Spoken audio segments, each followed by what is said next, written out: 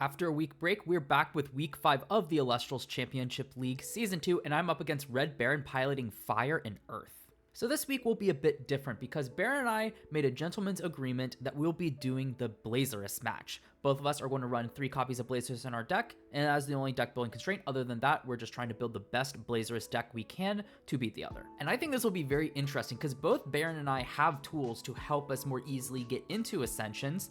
In Earth, Baron's got access to Icirrus, which I don't. Meanwhile, in Water, I've got access to Foamy, which can float into stuff and misenchant it. So obviously one's more aggressive, one's more defensive, and I'm honestly a little scared because Baron also has access to Earthquake, probably the best removal card in the game right now. Not the cheapest, but the most flexible, and that makes my Foamy a bit less appealing, while Icirrus, it does play a bit more into Resting on Your Laurels, which is what I have access to, but at the same time, it's like, yeah, I still need to have it, I still need to address one of the Icirrus, so I do think that that engine is a bit better on top of what Fire already has access to be able to swarm the board and more easily set up for Ascensions. And I think the more Baron taps into that Earth package that he has access to, the more scary it gets. Simply because Earth is really great about putting out big numbers and pressuring. Demeter being able to give something +3 attack means that I can't wall up effectively and be able to just outlast. Like, I need to be able to do something. And even then, if I need to do something, my stats are generally a bit lower. It's going to be tough, especially being a slower deck that likes to set up mainly from the water package. So this week, I'm trying to find a way to keep pace with that and not trying to get punished by the fact that Baron can easily set up some bigger numbers than my stuff with his Earth package, but also not necessarily try to go tit for tat because I think I'll lose that game always. Getting into my deck list, of course, the 3 copies of Icirrus that Baron and I agreed upon. We didn't agree upon that we had to build around Icirrus per se, but if I'm playing a Icirrus deck, I'm building around it. So you'll see me mention back to this Icirrus with a lot of the card choices that I have made. Pretty much just the whole goal with this deck is to get into Icirrus, just aggress Baron, hope he doesn't have the answer, and I can just steal the game from there. So of course I need ways to get into the Icirrus, and I think Icirrus is actually going to be decent. I think it's going to be better than Foamy, of all things, just because Icirrus, when it's destroyed in battle or by opponent's card effect, lets me expend a fire, and if I do during the end phase, I get to special cast it, meaning that Earthquake doesn't necessarily out it. Baron can Earthquake it, force me to use 2 additional spirits to bring it back to set up for a Icirrus, but that being said, I still get it back to be able to ascend into Icirrus, as opposed to Foamy, where it just dies to an Earthquake. So one reason I did like the Foamy though is because originally my plan was to use Foamy to be able to try to bait out those Earthquakes, or Gorgon's Gaze. Just that way, answers are being used, and if enough answers are used, when I get to Icirrus, hopefully there won't be any more, was the general idea. But I think the resilience to those cards might be a bit better. Could also come to backfire where Baron just holds the Earthquake and just can kind of attack over Icirrus and force me to expend spirits and save it for the Icirrus. That's a possibility, but at the same time, I don't know which I'd rather play around. So I'm opting to go with Icirrus because, again, my deck is built around Icirrus, so I'm just going to try my best to get into this, and I do think this does it better than Foamy. The other reason I like Icirrus is with that 3 attack, meaning if Baron gets out of Icirrus, this I can cast it back in attack position if it's attacked over, or just even normal cast it out, and it can hit over that defense position Icirrus, barring any other stat modification effects such as Stadium bumping up to 3 defense. That is something Foamy cannot do at 2 attack. It really can't hit over anything. It can hit over Necruff in defense, but that's the 1 card, or a Kinleo if Baron's on Kinleo. But in terms of the Earth pieces I'm scared of, a lot of them have 2 or greater defense, and this Foamy can't do anything, but Icirrus actually can, so I do like that use case here. The final main component of my strategy is this 3 Helios' Chariot Ride here. The main idea is that I can cast this the turn I'm planning on going into Icirrus, that way I can guarantee get some Icirrus damage in, deal some Elestrals, that way Baron cannot shield it, cannot Gorgon's Gaze it, whatever he has access to answer it counter rune-wise. This pretty much puts Baron in a situation where if he doesn't have Earthquake, this Icirrus may still rain Tear. He's got other outs, of course, if he decides to run the Resting on Your Laurels, that can be another out, but I don't expect him to really be on many, if any, copies of it because he has access to Earthquake, and that's a lot of deck space to commit to it. Kinleo is another out. I don't know if he'll necessarily be on that or focus more on the Earth package to pump stuff up bigger than my stuff. So it's really, is he on the Kinleo package to be able to Nexus pop it? Because in which case, that also hurts, but it's also a 2-card setup, so I'm not as worried about it. If he has it, it's whatever. He could also just try to pump something up above Icirrus with a Demeter, and that's honestly the most scary part, but at the same time, if Baron tries to go that route, if I have counterance to support it, it's also a very risky play on his part, and if I have an answer, it can just win me the game outright. I also think Healer's Chair has a couple other applications, which I'll get into with some of the other cards.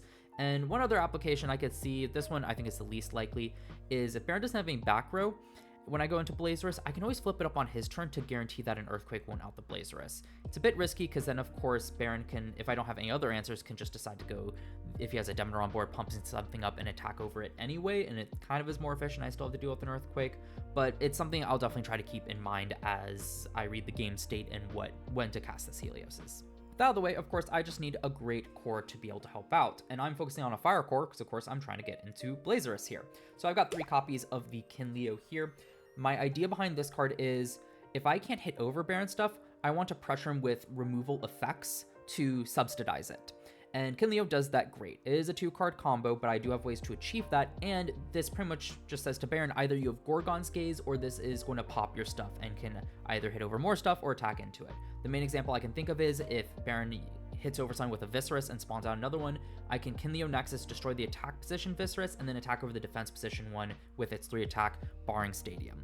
So Stadium, I keep bringing it up, it'll come back, but that's the main idea with Kinleo. And of course, if in a counter rune game where Baron's getting off a few counter runes, keeping off buys on board, this can also help me get back into the game, being able to deal with multiple Elestrals potentially, regardless. So I think this will be huge to make up for the fact that I can't easily modulate attacks. I do think just being able to increase something by 3 with Demeter or just Baron's other attack gaining stuff is better than my Kinleo, but there's nothing I can do about it. I just have to try my best to make up for it. So I think Kinleo will get the job done. Maybe it'll be the little Kinleo that could 2 weeks in a row. One other thing about Nexus targets, Ampharyx actually really helps with this, because one option I have is if I don't have another Nexus bank, but I have an Ampharyx that gets destroyed, I can always bring it back to be able to use as a Nexus bank for Kinleo anyway. I don't love that play, but it's another use case for it, and if I'm in that scenario, it's probably the best play I got. Next up, I also run 3 Nekruff just because it's a super solid attacker. Put on some pressure, expend a Spirit, 5 attack. It's just generically good, and I see no reason not to run it. It'll force Baron to probably use some of the attack modulating effect, means using up spirits and resources just to be able to hit over it. And even in the event that I'm casting out on his board, I can still crash into something, force it. I can think of plenty of times where that 5 attack base is just going to be good. For instance, if I have a Gorgon's Gaze and he tries to attack into Nekruff with Icirrus, or I try to attack Icirrus with a Nekruff, I can just flip up Gorgon's Gaze and deal with it that way. So I think the inherent 5 attack, since I don't have many of them, is still going to be super crucial in this matchup, even though I think Baron can pretty easily hit over it anyway. What I think will be the MVP of the matchup for me is my final Fire Elestral here, 3 Wormite. And this is because it can give an opponent's Elestral -4 attack until the end phase on a 3 attack body. And this is the best way to make up stat differences, because just Icirrus, for example, after it spawns out another one, it is sitting at, there'd be 6 attack. This can drop it down to 2 attack and still hit over it. Granted, it leaves another Icirrus up on board, but you know, it's a use case there. Icirrus, even if 5 attack still works, it can deal with Nekruffs, it can deal with Tectoroses in certain scenarios as well. I just think it'll be the best way to make up efficiently the differences in attack stats.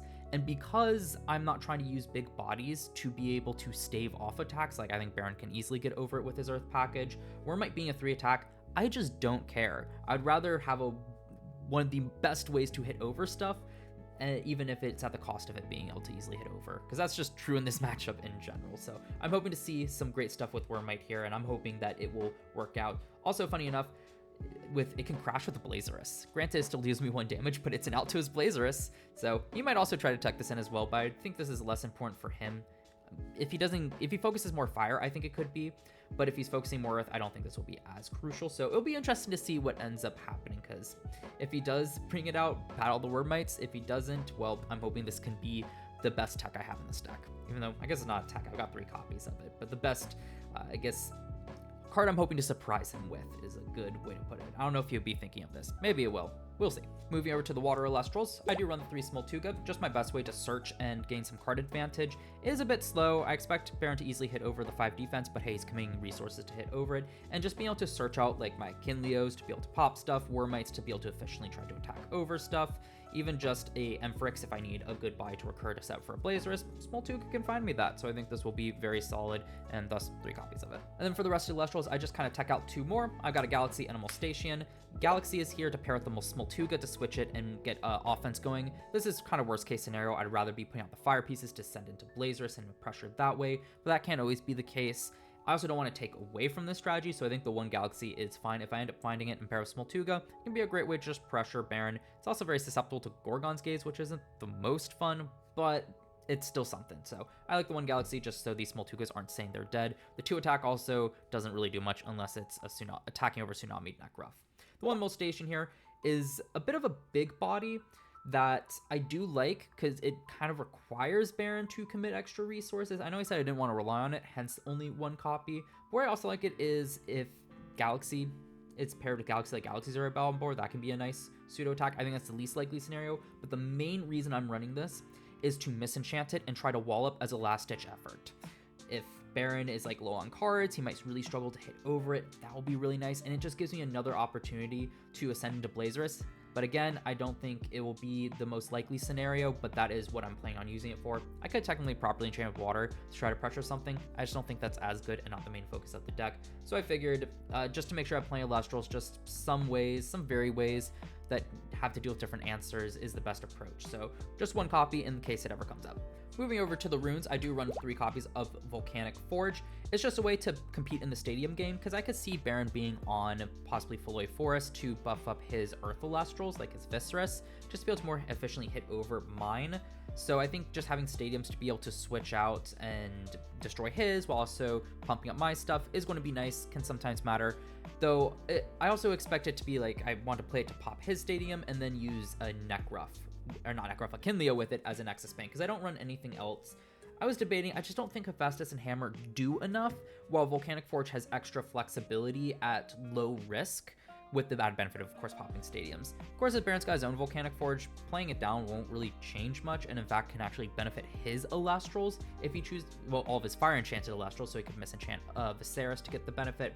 But at that point, it's like, you're giving it, making a 5-3 as opposed to a 5-2 that can spawn something out. I don't know if he's really going to be keen to do that, but I figured this is most likely to be the most impactful of the Nexus Banks, and because I have access to Ampharyx, I'm fine just running the 3 copies. I really didn't want to commit more deck space to cards that kind of just sit there unless I specifically have Kinleo out. Also, if Baron does go more of a fire focus and doesn't run Hau'oli Forest and maybe just only runs the Icirrus, at least with Volcanic Forge, I can easily hold it in hand just to wait to use as a Nexus Bank for a Kinleo. It's probably worst case scenario, but I mean, that's already what Hephaestus and Hammer are doing anyway in this deck. Moving over to the counter runes, I run 3 Tsunami, 3 Gorgon's Gaze, 2 Shield of Achilles. So these are the additional counter runes. Of course, you saw the 3 Helios' Chariot Ride earlier, so 11 total. So 3 Tsunami, this is just going to be the best way to stave off attacks efficiently, as Baron doesn't have water, so it's going to be live on all of his Elestrals. This will also be nice to change them to defense position to be able to more easily hit over stuff, especially since his attacks are going to be high, and I'd rather hit over stuff than crash with stuff. So of course I mentioned a lot with like Ampharyx being able to hit over 2 defense Icirruses, that pairs very nicely with Tsunami, and then Kinleo, same application with the 3 attack. I can also Nexus Sign to clean up a board with these 2 cards for pretty cheap, and then of course Neck Ruff and Wormmite. So Wormmite is fine with attack position and defense position, and Neck Ruff obviously prefers to attack in a defense position because it can still burn for 1. So I think Tsunami is going to be the best counter rune for me in this matchup. 3 Gorgon's Gaze because I think this is the second best. It has flexibility in that it can stop powerful effects, or it can stop the attacks if need be, at worst case scenario. Worst that I don't usually like doing that with Gorgon's Gaze, but sometimes it will come up. So it has extra flexibility that other counter runes do not have. So the main effects I'm looking to target is a Icirrus attacking into like my Neck Ruff. I can turn off the attack gain and just have it die. That's a nice application for it. Can also stop it from just being able to spawn out another body if really necessary, though I think I'd rather have it die if I'm casting this card. This is also nice for some crazy shenanigans Baron might try. Maybe he goes Ignector. I can stop that. If he tries his own Ampharyx, I can also stop that as well. Kinleo, another thing I can stop with this one. I think it just being able to shut down all that is invaluable, especially when the worst case scenario is just stopping an attack. And then for more offense oriented threats, I can just Shield of Achilles them. This is mostly going to be saved if Baron goes Blazerus, hopefully not running into a Helios' Chariot Ride, because that's the most efficient way to deal with it. I typically don't like shielding stuff like a Icirrus or just Neck Ruff, because then I still have to deal with them. It just kind of delays the inevitable and uses up 2 spirits and a card. but this might be very great to be able to protect an Elestral to be able to go into Blazerous and Pressure. So it does have that application as well, but considering Gorgon's Gaze, again, it's just more flexible in that sense, where worst case for shield, it costs the same as Gorgon's Gaze. It does bounce the Elestral back to hand, which is very nice, but I still have to deal with it, versus Gorgon's Gaze. Sure, I don't necessarily deal with the Elestral, but again, all those other use cases I think outweighs it. So I'd rather have the 3 Gorgon's Gaze and 2 shield and just hope I have each one when appropriate, and if worst case happens, I just don't think they're that bad. And then finally, the Invoke runes of the deck are 2 Ambrosia, 1 Nectar of the Gods, and 3 Resting on Your Laurels. So 3 Resting on Your Laurels because I need a way to compete with Earthquake and Baron, being able to probably build up bigger boards with stuff such as Icirrus, so I need my own removal card. It only works when I'm falling behind, but honestly, I think that's when I'm mostly going to want these, just to be able to clean up and try to establish a board presence myself. So I want to make sure I see these, I want to have them, and also worst comes to worst, if Baron gets out of Blazerous, as long as I have no spirits on board, which I ideally shouldn't, since the only card that lingers on board that's a rune is the Volcanic Forge, Laurels can easily clean that up. Not after a lot of damage, but hey, it's only for 1 spirit at least. So I think this card will be crucial. Without it, I don't see how I compete. I think I just die on board without it most of the time. 2 Ambrosia, I usually like to run the 3, but in this matchup, I'm really just trying to get ahead, set up, and beat down. So really, as long as I can find 1 Ambrosia, I think I'm usually happy, just to be able to make sure I have enough spirits to close out the game. This is going to be a fast game. Baron doesn't have much, and he's got Scythe for recursion. I don't expect him to be on Scythe, though. So I think it's just mostly going to be the Battle of the Ambrosias. And since I already am running a pretty combo-heavy deck that wants a lot of pieces, I mean, Elestrals, you like your pieces in general. I don't really want to clutter my hand with Ambrosias because then I'm just losing anyway. So I think 2 copies is fine for this week. And then the 1 Nectar of the Gods. This could be a 3rd Ambrosia if I really wanted to, but I expect, since I want to find pieces, that I want to draw some cards. I was wanting to try to fit in 2 since that has been pretty standard, but I really didn't want to cut anything else. And I also don't really want the scenario where I'm seeing 2 Nectars of the Gods, because that's using up a lot of spirits. I'd rather be using 2 combo off. So granted, it can help me find my pieces, but also I think I have enough like slim cards that I want to find that can do stuff without multiple pieces. It's really just even the Blazers doesn't necessarily need it. I would just prefer it. So my thought process with this 1 Nectar of the Gods is, if I see it, especially early in the game, I'm happy. I get my 2 extra cards. It's great. I can just go from there, and hopefully that extra card can help. But if I don't see it at all, it's fine. Like, you still don't see Nectar of the Gods a lot in every single game, even at 2 or 3 copies. So I don't really feel a need to run multiple copies to see it a bit more frequently, but also then see it more often than I want to. So I think that 1 copy is just going to be that nice sweet spot for this week. As for the spirits, I run 6 Leviathan because I have a very small water package this week, and the 14 Vipyro because I've got a bigger fire package as well. So of course the water spirits are just for Smoltuga, Tsunami, Galaxy, and the Molstation. Even then, Molstation I expect to misenchant anyway with fire. So really it's just for the Smoltugas, the Galaxy, and those Tsunamis. So I think that's going to be perfectly fine, and I think it's probably a bit more than I need. Right now I probably could go down to 5 spirits or even 4 spirits and still feel fine, but because my side deck has some water cards, I felt it easier to include excess water spirits because I can just use them on the generic runes than necessarily have to side into them. So that's why I went with this ratio. Now, as for the side deck, it's broken down into 2 parts. The first part of what I'm definitely going to side in depending on whether I'm going first or second, and then just some generic stuff that might be useful. So as for what I'm planning on siding in, I've got the 3 Ignector and the 1 Drops of Left. What I'm siding in is pretty straightforward. If I am going first, I want to set the pace of the game, and I want to set myself off very well. So I'm siding out the 3 Ampharix for the 3 Ignector, with hopefully finding it on my turn 1 to be able to play it out, spawn a board of 3, and then hopefully just be able to use them to chip a lot of damage, or easily use to ascend to Blazers, or start popping stuff with Kinleo is the idea. But that's only if I'm going first, because you do void your battle phase, and I think the battle phase will be very important in this matchup against Earth and Fire, with a primary fire deck that likes to attack. So I definitely think that going second, I don't want this. This is why it's also not in my main deck, because if I lose the die roll, I really don't want to see it. So I'd rather just have this to be able to side in when I know I'm going first. So, and the reason I'm cutting out the 3 Ampharix is because Ampharix is nice, but I think it's better when I'm not trying to set the tempo of the game. It's better in response to what Baron can do to try to keep a body on board and maybe chip off some stuff. So I don't think I need both Ignector and Ampharix. I'm hoping, again, just to find that Ignector, support it with my other Elestrals, and not spend time also casting out an Ampharix. So to me, that makes a lot of sense. And then the 1 Drops will replace the Nectar of the Gods, simply because if I see multiple Ignectors in hand, or even multiple Blazeruses, I just have more bricks in hand in that scenario. So I'd rather be able to drops them back and get a fresh new hand, hopefully with none of those cards, just to be able to better play out stuff. I can also use drops if I find it to dig for Ignectors in the early game on turn 1. That's also nice. But I think in that situation where, again, I just have so many bricks, I'd rather be able to shuffle them back and be able to find multiple new cards than just try to draw 2 with Nectar of the Gods. So I think that's a pretty easy switch out. I think there is an argument for drops in the main deck in place of Nog in case I find multiple Blaziruses, because they are kind of bricks. I kind of just want to set up one and hopefully win from there. But at the same time, there might be a situation where I can set up 2. 2 is nice just to be able to go into one subsequently after the other. But also, if I find 3, it's whatever. Like, variance sucks. I'm just going to cry with my 3 Blazers in hand.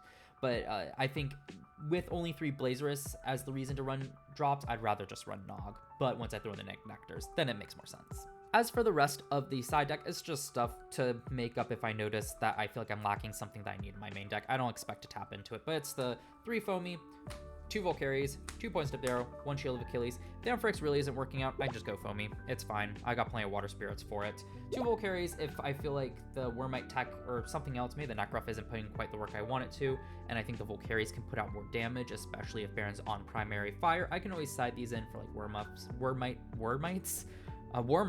Necruffs, whatever I need to. Maybe an Ampharix if there's just too many of them in circulation. I can just side these in to get some bigger attackers to help contest the board. Volcaries is an interesting case. I'm not convinced it'll be great, but the theory is there, just using my opponent's Fire Spirits to be able to more easily attack over stuff.